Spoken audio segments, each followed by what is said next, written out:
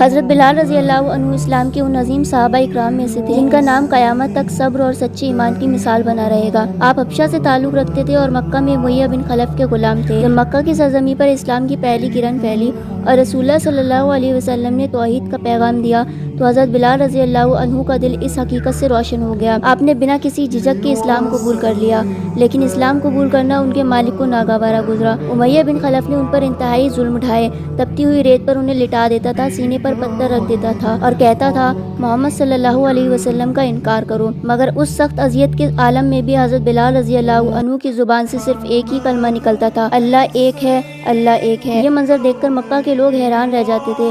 آخرکار حضرت ابوبکر صدیق رضی اللہ عنہ نے انہیں خرید کر آزاد کر دیا۔ مدینہ منورہ ہجرت کے بعد جب مسجد نبوی کی تعمیر ہوئی تو اذان کا طریقہ طے کیا گیا۔ رسول اللہ صلی اللہ علیہ وسلم نے حضرت بلال رضی اللہ عنہ کو پہلا مؤذن اسلام چنا۔ سوچیے، جو شخص تپتی ہوئی ریت پر ظلم سہ رہا تھا وہی اب کعبے کی چھت پر کھڑے ہو کر بلند آواز میں اذان دے رہا ہے۔ فتح مکہ کے دن جب حضرت بلال رضی اللہ عنہ نے کعبے کی چھت پر اذان دی تو یہ منظر اسلام کی عظمت اور صبر کی کامیابی کا اعلان تھا۔ رسول اللہ صلی اللہ علیہ وسلم سے انہیں بے حد محبت تھی۔ نبی صلی اللہ علیہ وسلم کی وفات کے بعد حضرت بلال رضی اللہ عنہ کے لیے مدینے میں رہنا مشکل ہو گیا۔ اذان دیتے وقت اشہد ان محمد رسول اللہ کہتے تو ان کی آواز رک جاتی اور آنکھیں نم ہو جاتی تھیں۔ آخرکار انہوں نے مدینہ چھوڑ دیا اور مدینہ چھوڑنے کے بعد حضرت بلال رضی اللہ عنہ سیریا کی سرزمین پر چلے گئے، لیکن دل کا ایک کونا ہمیشہ مدینہ اور رسول اللہ صلی اللہ علیہ وسلم کی یاد میں ڈوبا رہتا تھا۔ روایتوں میں آتا ہے کہ ایک رات آپ نے خواب میں رسول اللہ صلی اللہ علیہ وسلم کی زیارت کی۔ آپ صلی اللہ علیہ وسلم نے فرمایا، اے بلال،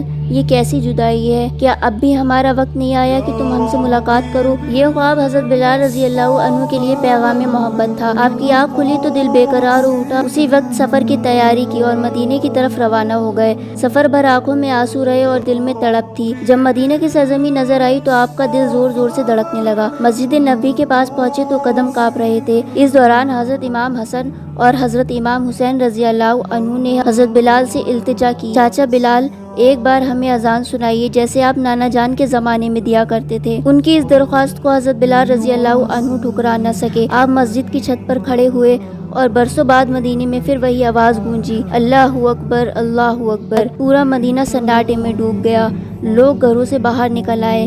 جب آپ نے کہا اشہد ان لا الہ الا اللہ تو دل کانپ اٹھے، اور جب لفظ آئے اشہد ان محمد رسول اللہ آپ کی آواز رک گئی، آنسو تھم نہ سکے۔